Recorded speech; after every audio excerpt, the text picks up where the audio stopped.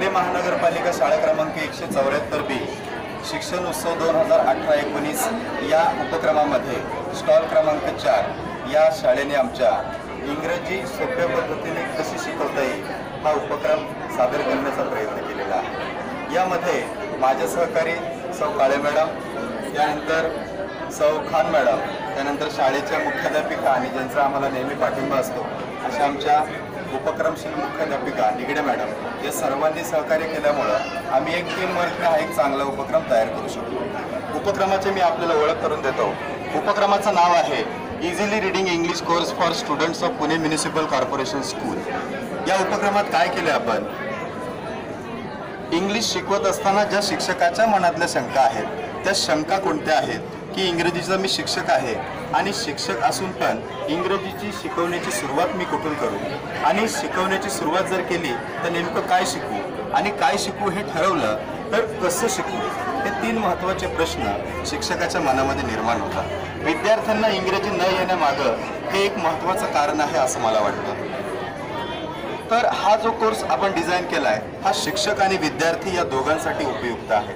कशा पद्धतीने, या कोर्समध्ये आपण 3 मेथड एकत्रित करून 50 दिवसांचा विद्यार्थी आणि शिक्षकांसाठी कोर्स डिझाईन केला आहे। यामध्ये फोनेटिक मेथड आपण वापरतोय, दुसरी मेथड आपण वापरतोय मोठे शब्द लहान करून कशा पद्धतीने वाचता येतील, आणि तिसरी जी मेथड आपण वापरतोय ती मेथड आहे इंग्रजीमध्ये काही शब्द आहेत की जे नेहमी वापरात येणारे असतात। यामध्ये मी तुम्हाला दाखवतोय।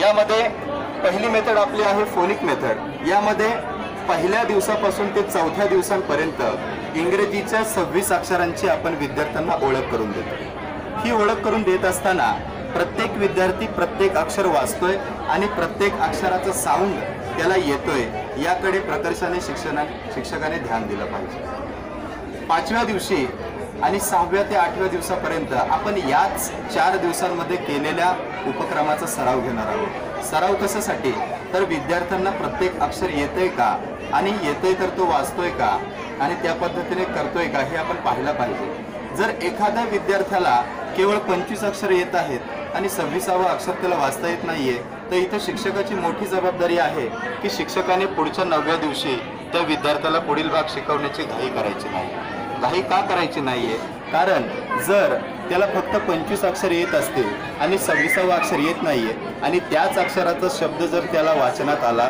तर विद्यार्थी तो शब्द वाचू शकत नाही आणि तो शब्द वाचता येण्यासाठी त्याला 26च्या 26 अक्षर येणं महत्त्वाचं आहे। 9व्या दिवसापासून ते 16व्या दिवसापर्यंत आपण काय केलंय की इंग्रजीचे जे वॉवल्स आहेत AEIOU या वॉवल्सचा उच्चार आणि त्या उच्चारानुसार त्या विद्यार्थ्याला आपण शब्द तयार करायला शिकवतोय। आपण पाहतोय इथं 9व्या दिवशी आपण ए चा उच्चार ॲ असा होतो आणि ॲ पासून तयार होणारे शब्द, त्यानंतर 10व्या दिवशी ए चा साऊंड ए होतो, 11व्या दिवशी आ होतो, असे AEIOU चे आपण 16व्या दिवसापर्यंत सगळे शब्द तयार करून घेतो। हे शब्द तयार करून घेत असताना आपण एक शैक्षणिक साहित्य आपल्यासोबत ठेवलंय, ते म्हणजे आपलं पाठ्यपुस्तक। पाठ्यपुस्तक हे सर्वात मोठं शैक्षणिक साहित्य आपण यासोबत वापरणार आहे, कारण का प्रत्येक इयत्तेचं पाठ्यपुस्तक हे त्या वर्गाला वाचता आलं पाहिजे हे शासनाने ठरवून दिलेलं अध्ययन निष्पत्ती महत्त्वाची आहे। पहिलीच्या विद्यार्थ्याने पहिलीचं, दुसरीच्या विद्यार्थ्याने दुसरीचं आणि तिसरीच्या विद्यार्थ्याने तिसरीचं वाचन केलंच पाहिजे। त्यासाठी पाठ्यपुस्तक आणि सोबत आपण एक हायलायटर ठेवतोय। 9व्या दिवसापासून ते 16व्या दिवसापर्यंत जे शब्द विद्यार्थी शिकणार आहेत ते शब्द तो त्या पाठ्यपुस्तकामध्ये शोधणार आहे। त्यानंतर हाच सराव आपण त्याला पुढील 4 दिवस म्हणजे 20व्या दिवसापर्यंत देणार आहोत। त्यानंतर 21व्या दिवशी आपलं असं लक्षात येईल की जी A to Z पासूनची अक्षरं आहेत त्याच्यामध्ये मराठीच्या स्वर आणि व्यंजनामधली सगळी अक्षरं बसत नाही। मग अशी अक्षरं आपण निवडून काढलेली आहेत, जसे KH या 2 अक्षरांपासून ख हा शब्द तयार झालाय, CH या 2 अक्षरापासून च शब्द तयार झालाय। अशी अक्षरं 21व्या दिवसापासून ते 25व्या दिवसापर्यंत आपण त्यांना या अक्षरांचा सराव देतो। 25व्या दिवशी आपण त्यांना फोनिक स्क्रिप्ट शिकवून पूर्ण झालेली आहे आणि यानंतर आपण आपली जी दुसरी मेथड आहे ती दुसरी मेथड आपण त्या विद्यार्थ्याला इंट्रोड्यूस करतोय। त्या मेथडचं नाव आहे की मोठे शब्द लहान करून वाचणे किंवा एखाद्या शब्दामध्ये अनेक शब्दांमध्ये एक भाग सारखा असतो, त्या सारखा भाग त्याला ओळखून देणे। यामध्ये आपण पाहतोय 26व्या दिवशी मी TER तर असा शब्द घेतलेला आहे। या शब्दामध्ये आपण पाहतोय की त्याच्यासारखे अनेक शब्द विद्यार्थ्यांना आपण शोधायला सांगितले। याच्यामध्ये सिस्टर, मास्टर, फास्टर असे शब्द आहेत। याचा उच्चार करताना विद्यार्थी ज्यावेळी तो वाचतोय त्यावेळी तो SIS सिस्टर असा न वाचता तो सिस आणि टर असा तो वाचन करणार आहे। कारण का मागील 25 दिवस आपण त्याला फोनिक शिकवलं आणि 26व्या दिवशी आपण त्याला प्रिफिक्स, सफिक्स आणि छोटे छोटे शब्द आपण शिकवतोय। तर विद्यार्थी अगदी आनंदाने पुस्तकातून हे सर्व शब्द शोधायला सुरुवात करतोय।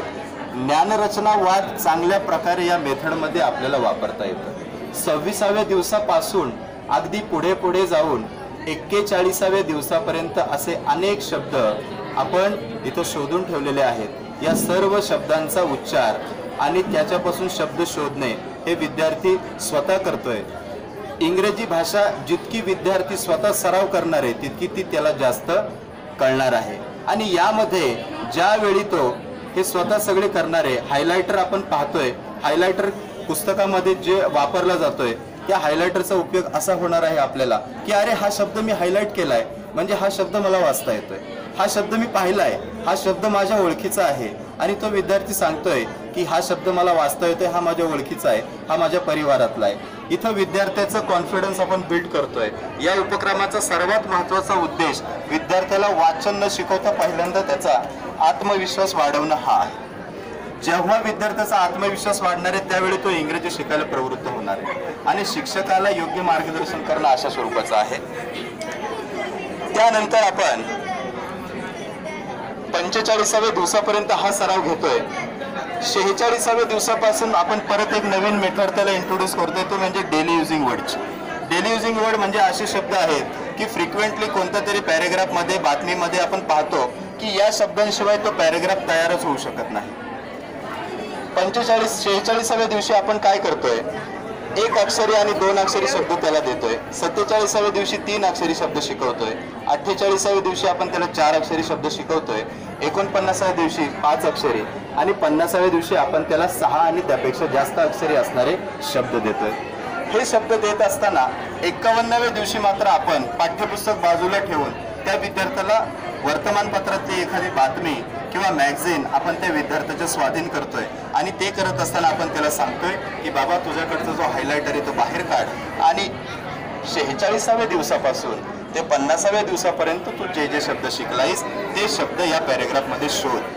आणि हे शब्द शोधत असताना शिक्षक आणि विद्यार्थी या दोघांच्याही लक्षात येतंय की हे शब्द त्या पॅरेग्राफमध्ये 70 ते 80% हे शब्द आलेलेच आहेत। आणि हे शब्द आलेले आहेत ज्यावेळी असं त्याला कळतं त्यावेळी विद्यार्थी म्हणतो की 80% इंग्रजी मी वाचतोय। शिक्षक म्हणतोय माझा विद्यार्थी 80% इंग्रजी वाचतोय। आणि राहिला प्रश्न 20%चा, तर 20%चा प्रॉब्लेम काय आहे, ज्या 20%मध्ये जे अर्धे शब्द आहेत ते अर्धे शब्द आपण जे 25व्या दिवसापर्यंत जे फोनिक घेतलंय त्या फोनिकमध्ये ते अर्धे शब्द बसतात आणि जे राहिलेले अर्धे शब्द आहेत ते अर्धे शब्द कदाचित विद्यार्थी किंवा शिक्षक या दोघांनी कधी वाचले असतील किंवा नसतील आणि ते शब्द बऱ्याच वेळा फोनिकमध्ये बसत नाही। मग जे शब्द फोनिकमध्ये बसतात ते आपण फोनिकच्या पद्धतीने वाचून घेतोय आणि जे शब्द बसत नाहीयेत ते आपण 26व्या दिवशी जो सराव सुरू केलाय शब्दांचे छोटे छोटे गट करून वाचणं, त्या पद्धतीने आपण तो सराव घेतोय। आणि अशा पद्धतीने आपल्याला लक्षात येईल की विद्यार्थी एखादा 100 शब्दांचा पॅरेग्राफ हा 50 दिवसांमध्ये सुरुवातीला जर त्याला 1 शब्द ओळखीचा असेल, 2 शब्द ओळखीचा असेल तर 50व्या दिवशी मात्र तो 100वा शब्द सुद्धा त्या विद्यार्थ्याचा ओळखीचा झालेला असतो।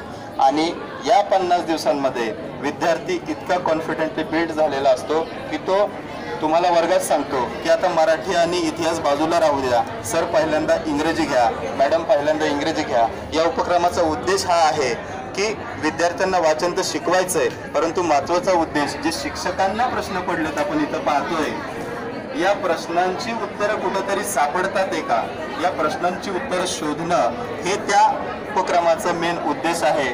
आणि हा उपक्रम जो आहे ही फक्त आयडिया आहे, हा उपक्रम म्हणजे आयडल नाहीये। या उपक्रमात ज्या शिक्षकांना भर घालायची असेल ते घालू शकतात किंवा या उपक्रमात जे सजेशन आहेत त्या सजेशनचं स्वागत आहे आणि शिक्षकांना मार्गदर्शन करण्याचा आम्ही सर्व मनपा शाळा क्रमांक 174 बीचे शिक्षक यांनी एक प्रयत्न केला आहे। हा प्रयत्न जर तुम्हाला आवडला असेल तर आमचा मोबाईल नंबर आहे 8788587387 याच्यावरती कॉल करून किंवा व्हॉट्सअप करून आपण नक्की कळवा। आपण दिलेल्या शुभेच्छांचं स्वागत आहे आणि जे आपण दुरुस्त्या सुचवाल त्यांचंही आम्ही स्वागत करतो।